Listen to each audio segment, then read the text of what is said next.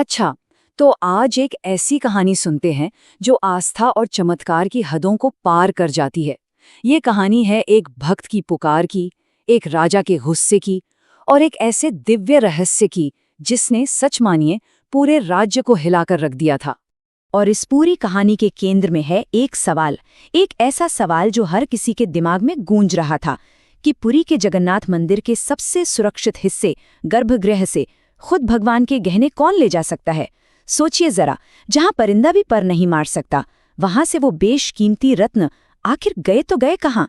ये किसी चोर की हिमाकत थी या फिर ये खुद प्रभु की ही कोई लीला थी? तो चलिए कहानी के पहले हिस्से में चलते हैं, देखते हैं कि आखिर हुआ क्या था उस सुबह। एक ऐसी सुबह जिसने मंदिर में सब कुछ बदल कर रख दिया। जहां हर रोज आस्था की गूंज होती थी, वहां अब डर और हैरानी का सन्नाटा था। जरा उस सुबह को इमेजिन कीजिए। सुबह सुबह का वक्त है, मंदिर की घंटियां भी ठीक से नहीं बजी हैं और पुजारियों के बीच हड़कंप मचा हुआ है। जो मुख्य पुजारी हैं उनके माथे पर पसीना है, चेहरे पर शिकन। क्यों? क्योंकि अंदर गर्भगृह में रत्नवेदी पर विराजमान प्रभु जगन्नाथ के हाथ बिल्कुल खाली थे। सूने, वो सोने के कंगन, वो हीरों से जड़े ब्रेसलेट जो बस पिछली रात ही उन्हें पहनाए गए थे, वो गायब थे, रातों रात, जैसे हवा हो गए हो।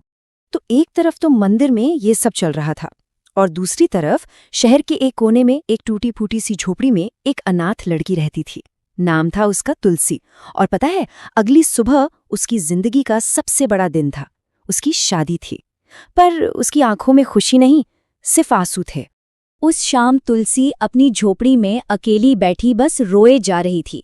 उसके पास था ही कौन, बस भगवान जगन्नाथ की एक तस्वीर। वहीं उसके पिता थे, वहीं उसका सब कुछ। उसने उस तस्वीर को सीने से लगाया और अपना सारा दुख, सारा दर्द उड़ेल दिया। वो कहने लगी, हे मेरे जगन्नाथ, मेरे बाबा, आप ही तो हैं मेरे सब कुछ। अपनी बेटी को क्या ऐसे ही विदा कर देंगे?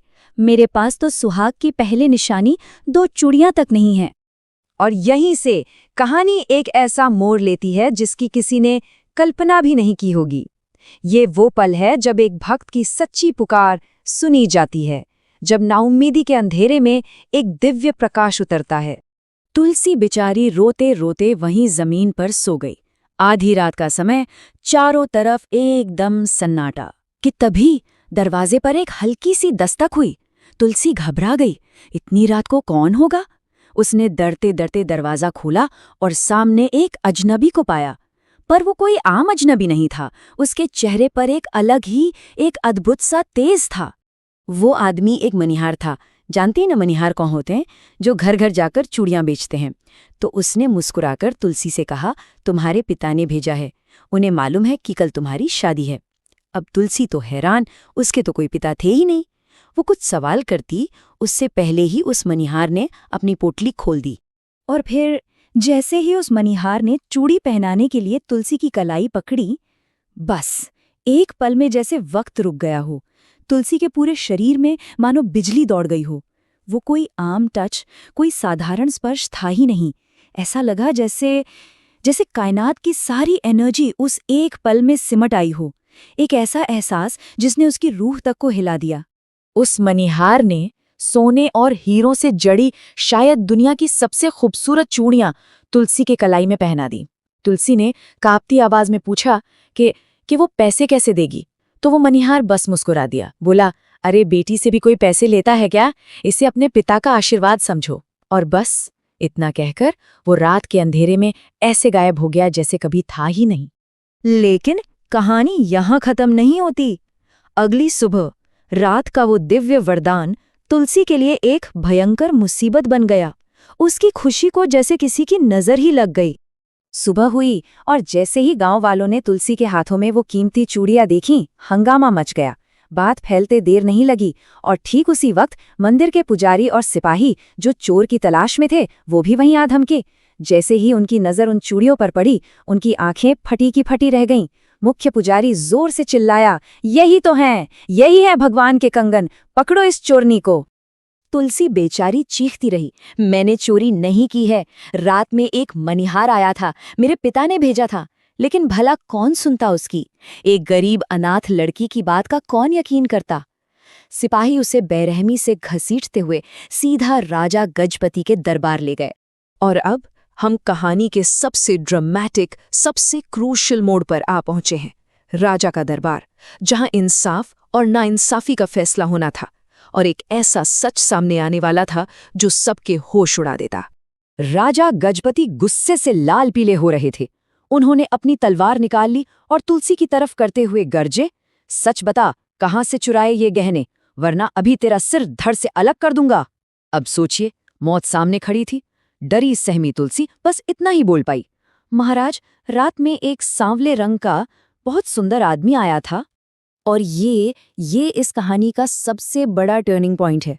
राजा ने गुस्से में पूछा, कैसा दिखता था वो आदमी? और तुलसी ने जो बताया उसे सुनकर पूरे दरबार में एकदम सन्नाटा छा गया। उसने कहा, उनकी आंखें बहुत बड़ी और गोल थीं और वो पलक नहीं झपका रहे थे। उनके होठों पर एक अजीब सी टेढ़ी सी मुस्कान थी और उनसे चंदन और तुलसी की ऐसी खुशबू आ रही थी जो मैंने अपनी जिंदगी में कभी महसूस नहीं की। बस ये सुनना था और खन, राजा के हाथ से तलवार छूटकर जमीन पर गिर पड़ी। राजा और मुख्य पुजारी ने एक दूसरे की तरफ देखा। दोनों के चेहरे का रंग उड़ गया था। वो समझ गए थे।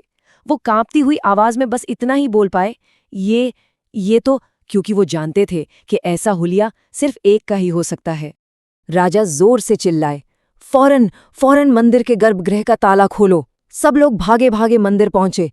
दरवाजा खोला गया और अंदर का नजारा देखकर सबके होश उड़ गए। भगवान जगन्नाथ के कपड़ों पर हल्दी और कुमकुम के ताजे धब्बे लगे थे, बिल्कुल वैसे ही निशान जो किसी शादी वाले घर से लग जाते हैं। और तभी मुख्य पुजारी की नजर भगवान के चरणों में रखी एक छोटी सी पर्ची पर पड़ी। राजा ने कांपते हाथों से उस पर्ची को उठाया और पढ़ा। उस पर लिखा था, मेरी बेटी की शादी थी तो पिता होने का फर्ज तो मुझे ही निभाना था ना। खबरदार अगर किसी ने मेरी बेटी को चोर कहा। ये पढ़ते ही राजा भागे भागे दरबार वापस आए और सीधा तुलसी के पैरों में गिर पड़े। उनकी आंखों से आंसू नहीं रुक रहे थे। वो बस यही कह रहे थे, हमें माफ कर दो देवी, हम अज्ञानी, हम अंधे, हम आपको पहचान नहीं पाए। आप कोई आम लड़की नहीं हैं, आप तो खुद जगत के नाथ जगन्नाथ की बेटी हैं। उस दिन राजा ने खुद एक पिता की तरह तुलसी का कन्यादान किया और उसकी शादी पूरे राजसी ठाट-बाट से करवाई गई।